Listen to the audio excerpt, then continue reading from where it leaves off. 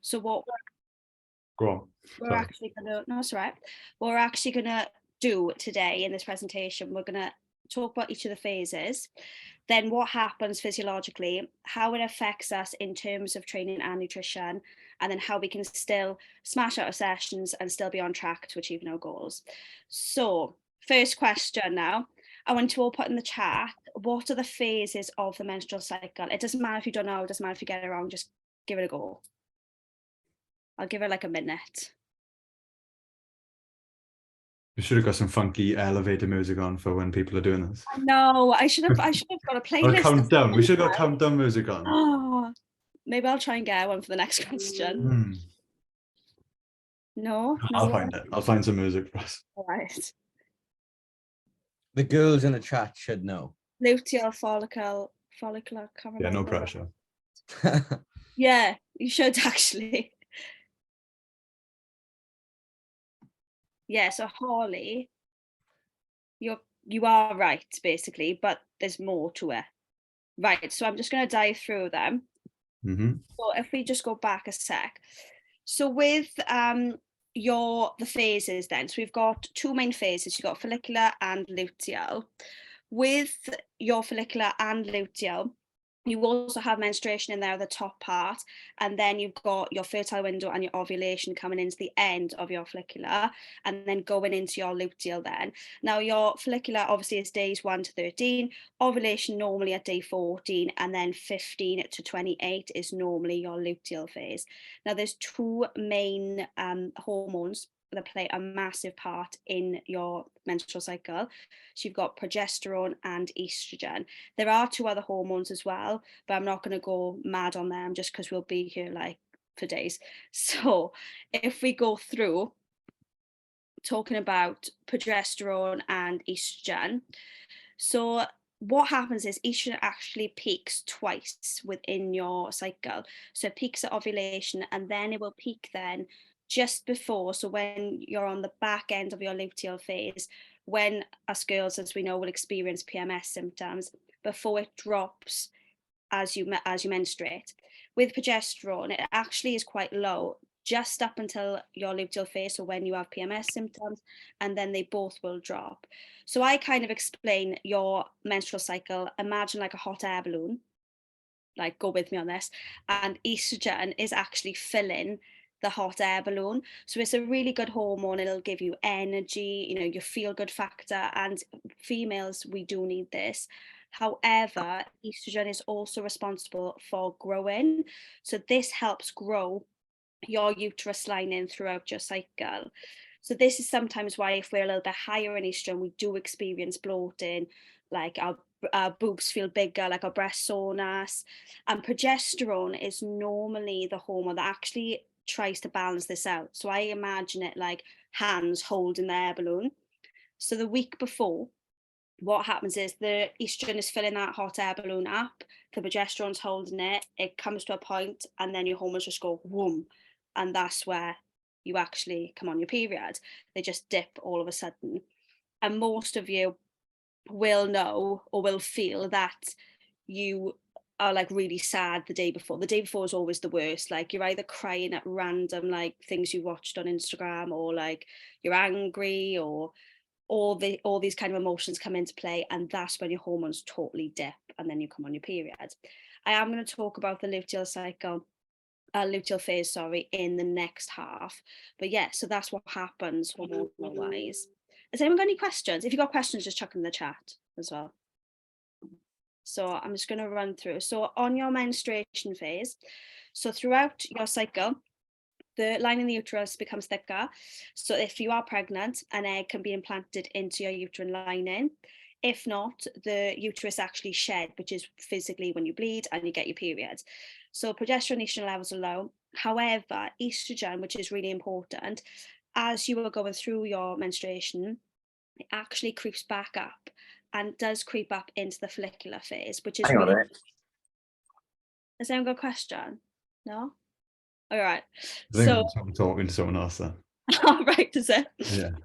Yeah, so basically, yes, that happens, and then we do experience symptoms similar to PMS sometimes when we're menstruating. So cramps, fatigue, headaches, mood swings, bloatedness. However, we do tend to see improvements through this as we move forward.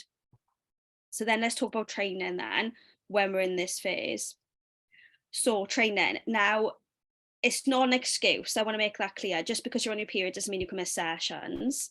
However, obviously there are things we can do to ensure when you don't feel 10 out of 10 that you can still get your sessions in, you can still keep achieving your goals, because there's no scientific proof that you can't train while you're on your period.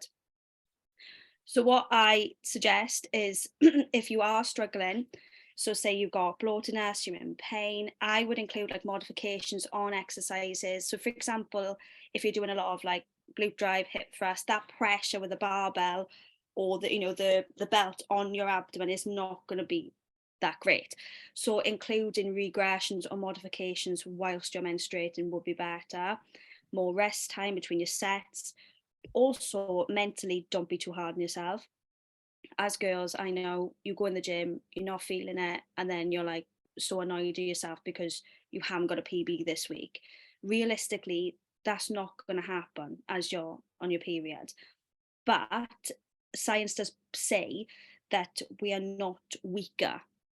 Now, this is like one of them things because it does depend on how you feel in your own body as well, because some females are different. But science does state that you're actually not weaker and that you're actually more or less a baseline during this phase. So yeah, interesting, isn't it? Yeah, just to touch on there as well, one thing that we've done with girls over the past is make sure that they're aiming for the higher end of the rep range on this week, just to make sure that they're not actually pushing it too far into the strength range or low down. Because a lot of girls do get a little bit worried as well, thinking that they're regressing, because of the way they feel. But yeah, I just feel like that's a better approach mentally as well, to feel like they're not going backwards. Definitely, because you can still obviously achieve, you can still get a good session in. It's just making them slight adjustments to make sure that you are still progressing, even though whilst all this is going on. Mm-hmm. So yeah. And then in terms of nutrition, so we want to be actually having foods that are going to be anti-inflammatory, so have anti-inflammatory properties, because you are so bloated during this time and you do have so much water retention. So hydration will also be key. And also foods that are going to boost your iron as well, because of the loss of blood. Your iron levels will actually dip. Dark chocolate is a good one. As the girls will say as well, as we know, all we want is chocolate and all we want to do is binge in the fridge and the cupboards whilst we're on a period. So dark chocolate does give you that like sugar in, but also contains magnesium, which is a really, really good thing to have in your body, because it will help with cramps, help with pain, and stuff like that. So yeah, having high processed foods or foods that contain, a lot of salt will actually not help you, even though you want it. It's actually not going to make you feel better in the long term or at that point as well. When we are menstruating as well, our serotonin levels are also dipped and also our cortisol is higher. So that is why we want to crave like sweets, chocolate, all the carbs basically, and also the increase and decrease in progesterone, estrogen that adds to this as well. So yeah, basically just get loads of dark chocolate in the cupboards when you're on your period. It will help. So then we're going to move into then our follicular phase. So this is where we actually have a bit more energy. So things are starting to feel normal, starting to feel better, go a little boost.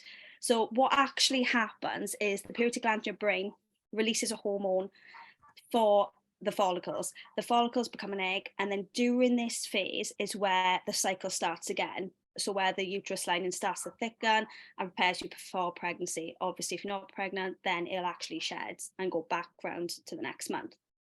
So training on your follicular phase, this is where we can actually start pushing a little bit, start prioritizing strength, getting back to normal. Now, whilst as coaches, you guys know, we actually periodize you in terms of phases. So whether it's like a fat loss phase and maintenance, and we've done team talk on this, you can watch that. But I also will periodize you girls in terms of your cycle as well.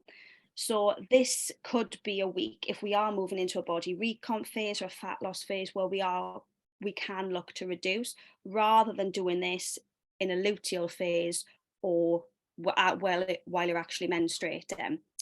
Also, if you are looking to prioritize muscle mass and, you know, gain, this is where you should be pushing basically in your follicular phase, because you're increasing glycogen stores, you actually have higher testosterone levels, higher pain threshold. So this is where we can be training hard as well. So yeah, good one to get the PBs in basically. Has anyone got any questions? We're all good.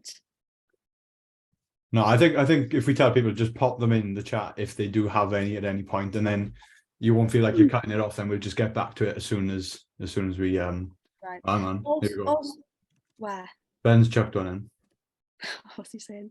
Why is it when a woman yeah, we'll come to that. That's the next phase, isn't it? So we're going to come to it. Yeah, we'll leave that one. Less patient and snappy. So yeah, so in terms of them, we're going to go through then to our ovulation phase. Now, put your good vibes. This is where we are feeling 10 out of 10, right? Normally, sometimes. I'll come on to this though. So this is where estrogen peaks to the point where we actually ovulate. So normally around day 14.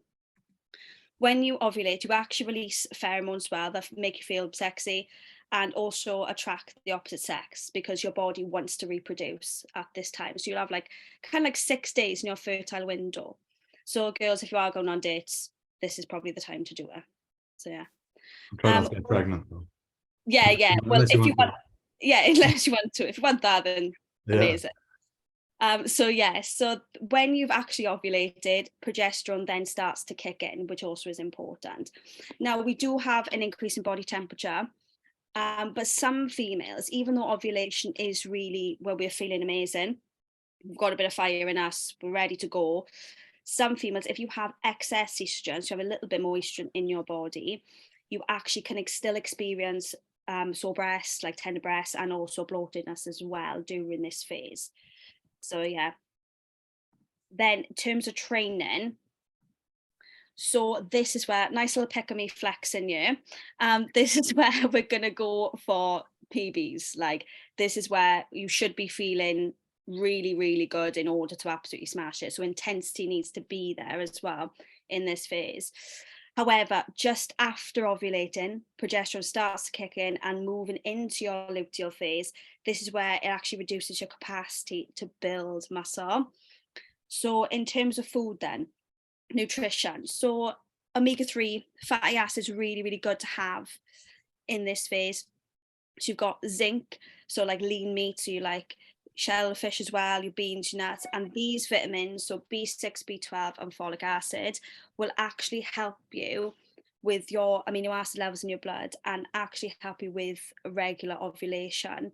So if you are experiencing, you know, sore breasts or bloatedness in your ovulation phase, these vitamins should help you out, and including these in your diet as well. So then if we move to, Ben, this will answer your question in literally like 2 seconds.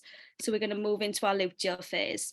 So this is the point where we're not feeling great as girls, we're like fuming.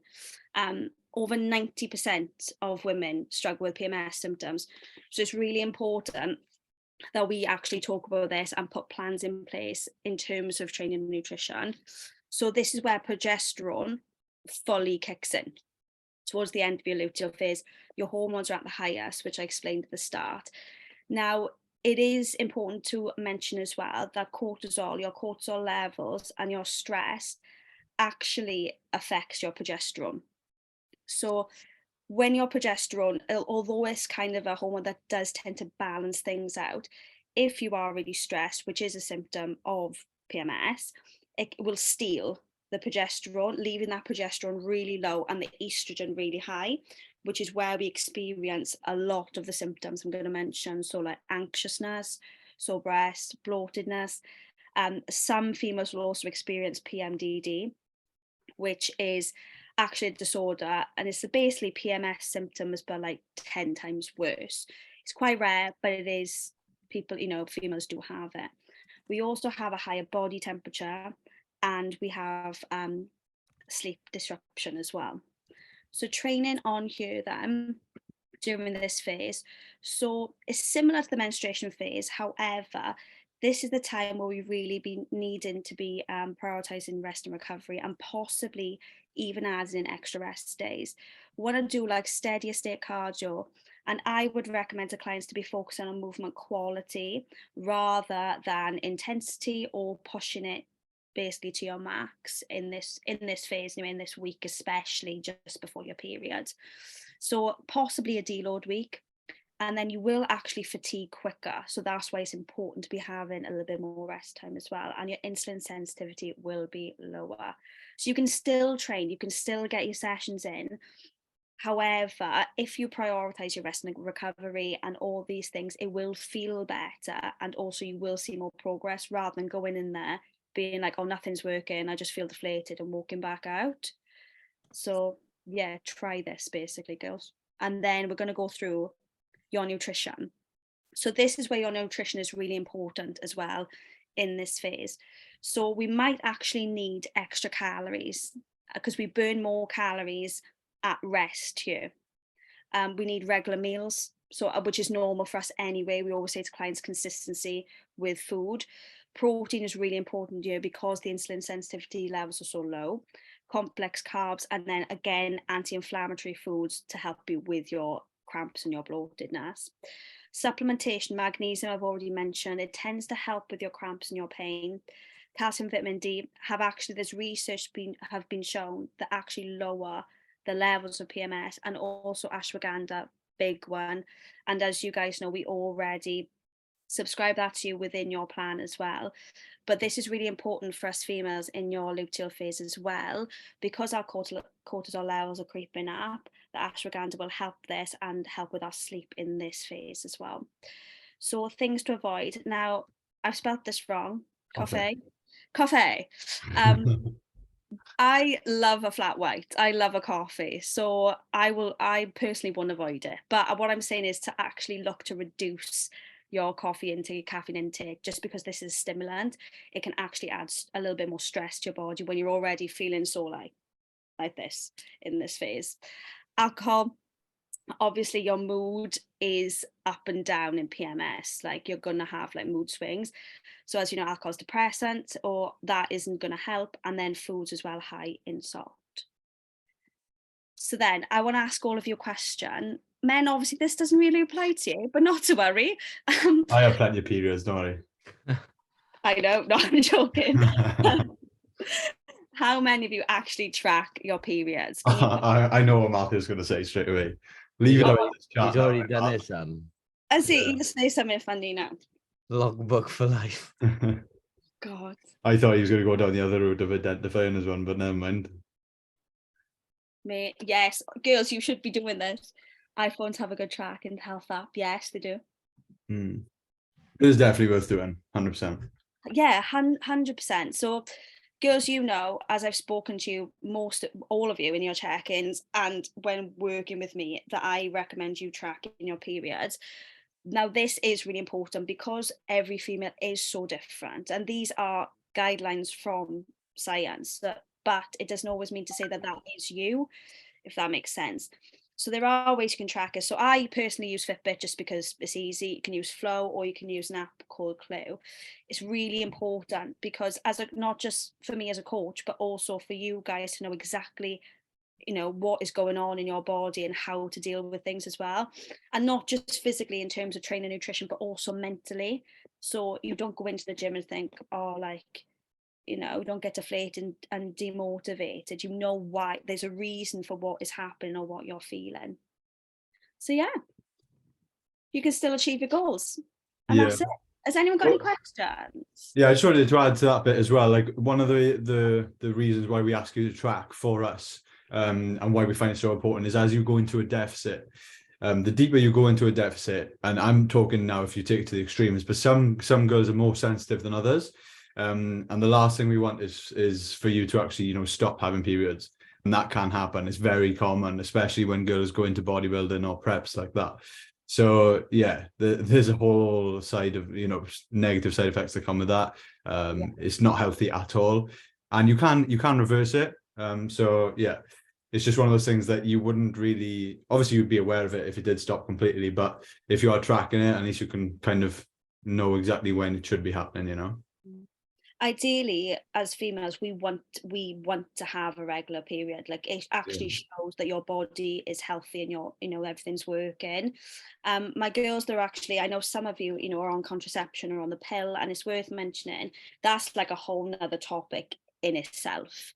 But it actually kind of makes you stay more of a stable state throughout the month, so you don't actually have all the peaks and troughs. There are loads of benefits, there are loads of cons, but at the end of the day, it is the individual's own decision. So yeah. That's a good question from Ben. Do you want to take that one, Shiv? What is it? Are there any foods that could make you stay on your period for longer, and other way around for foods that could shorten it? No. Has Ben got a period? He's asking a lot of questions. That's a really good question. That's actually a really good question.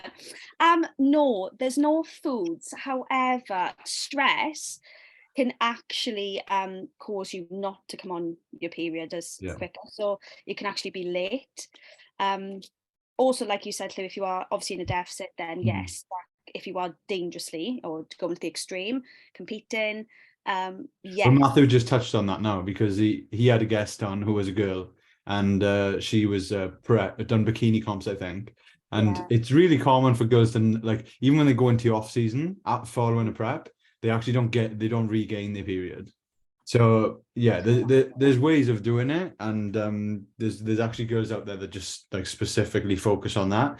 But it's interesting to actually, you realize then how to actually maintain a healthy cycle as well. What are the negatives then of not having one? There's so many. There's like hair loss, there's fertility, like not being able to, even if you don't want to get pregnant right now, in the future. There's so many side effects. As females, we actually do need to be, having a regular cycle. So guys, Sean, do you want me to read it out? Yeah, please. I'm on the pill injection. I'm on the pill injection, and will rarely get a period or regular monthly ones, but often experience the side effects like mood drops, cravings. But because I don't get the actual period, it's hard to pinpoint, and that these are related to the menstrual cycle and not just a down day or week. I would say my advice would be to track, obviously, even your symptoms, even if you're not getting a period because you're on the injection, just to see what's going on first, and then maybe looking at possibly changing the injection you're actually having, or possibly using another form of contraception. There are some forms of contraception that will work well with your body, your individual body, and there are some that just won't. Some of the contraception contain progesterone only, and some of them are the combi pills, which contain both. So it can be a case of that as well. I think you got to remember as well, though, like they are still common symptoms in daily life, normal life. Yeah, so it doesn't mean it's always related to the cycle, and it's not always an excuse for you women. I'm gonna get bashed for this now. But no, yeah, it is what it is. I'm gonna stop before I dig a hole. That's for the men's group chat this time. I know. No, it's not always an excuse, and obviously you do get down days, but say if you're having a down day and you're on your PMS, everything will be like 10 times worse. Like, it will feel 10 times worse as well. I used to take the pill injection. So I'm just reading now. It's told that I shouldn't be taking arthritis. We need to get rid of it, and we need to get rid of exercise. Important of our periods. It is very important. So I take nothing, and sometimes I'm an I mean, yeah, the pill and injections are there's pros and cons to it, and I'm not a doctor. I'm not going to tell people not to take the pill. I'm not going to tell people to take the pill. But personally, my experience of it, I personally feel better, and my cycle and everything was better. I had more energy with not being on anything. So that's just my personal experience. But Ben's asked another good question. Is there a chance that you can get pregnant while on the pill? And if you ain't on the pill, can you still get pregnant while on your period? That's a really good question. That's a really good question. One thing I would say before Shiv answers it properly is that with everything in biology, pretty much, especially when it comes to like nutrition training, there's always exceptions to the rule because we are all vastly different. And people never like to admit it. And this is going off topic now with regards to like training and, you know, bodybuilding, everything like that. There's always exceptions to the rule, and there's always genetic freaks when it comes to it. And I say that in terms of like muscle mass, and people accept that there's always going to be that 1%, but when they see it, they never accept that that's that person that's got that 1% of genetics or 0.1% of genetics. So there's, for example, like guys who use PEDs, and this is going off topic again, but guys who use PEDs, right? From a biological standpoint, you technically should not be able to produce enough sperm to get someone pregnant at that point when you're completely shut down. But there is still hundreds and hundreds of guys that have been on heavy cycles of PEDs, anabolics, and even while they are taking those things, they still manage to get someone pregnant. So sometimes it's like there are exceptions to the rule, regardless of what science tells us as close to being a fact. So yeah, that's why pretty much everything is always like 99% sure, because they can't say 100%. Yeah, exactly. It's same goes actually for females, you know, in terms of being fertile. Some females are genetically really fertile, some aren't. Yeah. But in terms of being on the pill, if you don't take it regularly, so if you miss and, you know, or you're ill and then you don't take it, or that kind of thing. So if you like not really regular with taking the pill, yes, you can actually get pregnant. In terms of getting pregnant on your period, there is a very small chance, like I'm talking near to nothing, but I'm assuming there's probably are cases out there that people have. Oh yeah, I bet.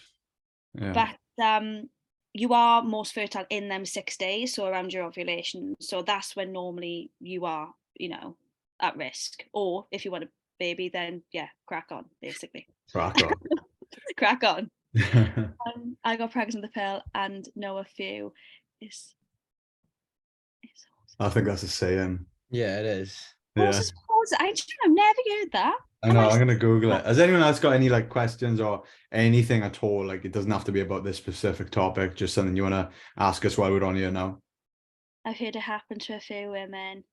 Yeah, you can, but it will be to do with probably not taking it, or unless I think it's more likely that you would get pregnant on the pill. There's a possibility of you getting pregnant on the pill than there is when you're not ovulating. Do you know what I mean? Like yeah. if you're at that stage in your cycle naturally. Yeah. Potentially. Definitely. Could that be due to carelessness though? Like people just see the pill as like a be all and end all. Yeah, I think people do. Yeah, if you don't take it, obviously you are. Are you implying that people don't have a good pull-out game? Is that what you're saying? I'm not saying anything. So call them out in front of game him. is the game, though, isn't it? So Don't say that. Oh, Catherine's asked a question. Further up. How do you know when to like listen to your body, when just to power through? So obviously I will help you this as a coach, but it is important to you will know. I normally determine how I feel, not how I feel, but how I'm going in terms of cycle as well, with my warm-up sets, my feeder sets, and I can tell from that if my feeder sets are feeling like my top set, I will know that, oh, I'm in my luteal phase, I'm in PMS, like, you know, maybe I should be a bit calmer in the session. So I would have a look at that. Again, I know I'm just saying tracking, but it does help so much. If you know where you're at, you know then when to push and when not to push. I mean, saying that, some females are absolutely fine in their period. Sometimes I've had the best sessions I've ever had on my period, and some people can just absolutely power through, so it is individual. But if you tune into your body, track, you know, monitor that, that will give you, you know, more help, and it'll help you as well in the session. So yeah, that's what I would say to that. Hannah's asked a good question as well. I've been seeing a lot of things on social media about the pill making it harder for women to build muscle. Any thoughts on this? That's going to be down to hormones. So it's simply going to be down to the fact that we need estrogen to build muscle, and sometimes what's given to you in the pill is not enough for you to replace what you would have produced naturally. It's the same with guys. Like it's very similar to like, so HRT, hormone replacement therapy, is what women have usually later on in life. When boys mess around with anabolics, aka testosterone, all they're doing is replacing the natural production of testosterone with an exogenous testosterone. So they're injecting it instead. And sometimes if they don't have a good source of it, or they don't have enough, then it'll do the same thing as what you're talking about there. So they're replacing what they would naturally, but with a lower amount. And then you're going to find it harder to actually build muscle. So it would be the same with women, definitely. What would you say to that, Shiv? Yeah, I completely agree. Like the pill is like, I call it synthetic hormones. I don't even know if that's actually what is right to say, but kind of like fake hormones, basically. So yeah, again, like there's lots of like pill bashing online, and there's lots of like for it as well. It does come down to, you know, the individual, to be honest. I have absolutely no appetite on my period. Is there any reason for that? Holly, so I'm the same as you. I'm exactly the same. So actually when I come on, I literally don't really feel like I want to eat. However, it is still important to get all your calories in. This is because the drop, if you've had if your hormones are peak, and then they drop so low, this is because of that. Some people go the other way. If their estrogen creeps up higher, then that's where they start feeling, you know, wanting more food, more cravings, stuff like that as well. So yeah. Cool. Fair play. You've been grilled hard tonight, Shiv. I know, I love it though. I love all the questions. Yeah, you've done well. So would period come first, then after the 6-day cycle? Or can the 6-day cycle be a random part when you're on your period? Ben, I think you're on about the fertile window, aren't you? He's on about, like when it's like when there's like the most chance. Is it like when like the most chance you can get pregnant? Is it like that? Ovulation, yeah. Yes. Yeah. So around just before you ovulate, there's like 6 days, then ovulation comes in the middle. It's like day 14. So it'll be like 2 weeks after your period where you're kind of fertile there, and that's when you ovulate then, in your 2 weeks. But yeah. Awesome. Have you got any questions that you want to ask, like about anything in general? I'll give you a minute to put anything in if you've got something that you want to grill us on while we're getting grilled.